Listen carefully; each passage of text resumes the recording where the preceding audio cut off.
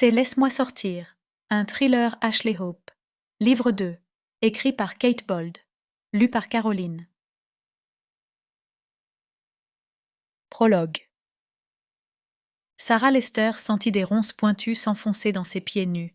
La douleur des coupures irradiait à travers ses jambes, alors qu'elle fonçait à travers un épais taillis, esquivant les arbres et les buissons épineux.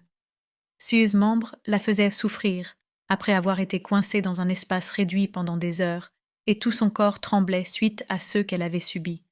Mais elle s'efforça néanmoins à continuer à avancer. La peur atténuait la douleur, ronces pointues.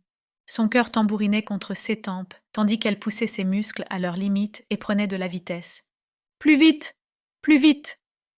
Elle n'osait pas regarder derrière elle. Le visage hideux lui vint à l'esprit.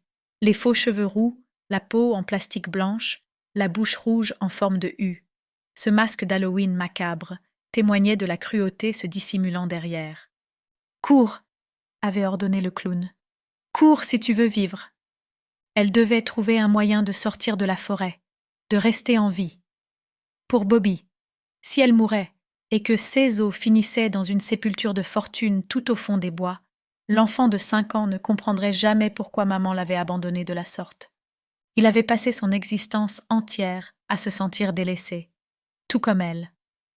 La détonation du coup de feu résonna à travers les arbres dans son dos. Elle reconnut le bruit d'un puissant fusil. La terreur s'empara de son cœur. Le clown avait menti, avait promis que si elle courait aussi vite que possible et ne se retournait pas, si elle ne parlait pas de ce qui lui était arrivé, elle ne mourrait pas. À présent, il devenait clair que son ravisseur avait prévu de la tuer depuis le début. Pourquoi n'avait-elle pas écouté Duane? Son petit ami l'avait prévenue, encore et encore, que quelqu'un pourrait s'introduire chez elle. Mais elle avait été imprudente. Elle avait à nouveau négligé de verrouiller la porte de sa caravane. Un oubli qui avait scellé son destin. Cependant, le clown savait des choses à son sujet. Il avait utilisé son passé pour la provoquer. L'enlèvement n'était pas un simple hasard. Depuis combien de temps le préparait-il? Ce poumon la brûlait. Elle passa devant un affleurement de calcaire, puis un tronc renversé. Une ouverture dans la ligne d'arbres apparut en face d'elle, accompagnée du son de l'eau s'écoulant dans sa direction. La rivière, ou du moins un cours d'eau important. Elle ne pouvait en être sûre. L'eau pouvait signifier la présence de gens, peut-être un pêcheur, quelqu'un qui l'aiderait. Mais elle ne pouvait pas prendre le risque de quitter la couverture des arbres. Pas avec le clown à 7 trousses. Sarah tourna à gauche, et la détonation du fusil retentit à nouveau.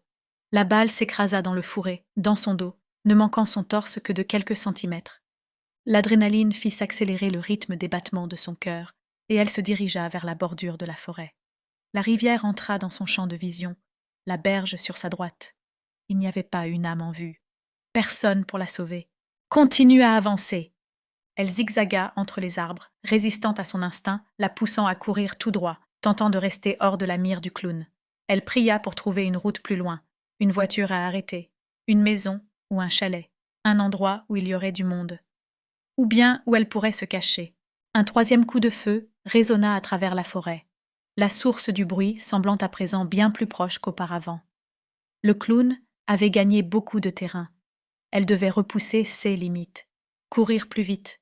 Mais lorsqu'elle passa devant un érable rouge, son pied gauche se prit dans une ronce. Sarah étouffa un cri tout en tombant en avant, sa cheville se tordant, coincée dans l'emprise de l'arbre. Son coude droit s'écrasa contre le sol de la forêt, suivi par le poids du reste de son corps. Sonnée par la chute, elle jeta un regard en arrière. Elle savait qu'il lui fallait se relever. Elle savait qu'elle devait avancer, immédiatement. La douleur irradia sa cheville, remontant dans son mollet, tandis qu'elle libérait son pied du piège des racines. La plante de ses 2 pieds était en sang, et les ronces avaient déchiré les jambes de son pantalon de jogging en polyester noir. Elle lutta pour se relever. La panique la gagna lorsqu'elle réalisa qu'elle ne pouvait plus courir. Elle boitilla vers l'avant, mettant son poids sur son pied droit. Elle observa les bois devant elle. Aucune cachette en vue. Bam! Le fusil sembla exploser derrière elle. La balle traversa le dos de Sarah telle une aiguille brûlante. Sa respiration se coinça dans sa gorge, et une sensation semblable à des piqûres de centaines de frelons jaillit dans sa poitrine. Elle tomba à genoux, faisant de son mieux pour reprendre son souffle. Mon poumon a été touché. Cette pensée tournait en boucle dans son esprit. Luttant à chaque inspiration, elle rampa en direction de l'orée de la forêt. Sa vision commença à... Nous espérons que vous avez apprécié cet aperçu. Pour continuer à écouter ce livre audio sur Google Play Livres, utilisez le lien dans la description de la vidéo.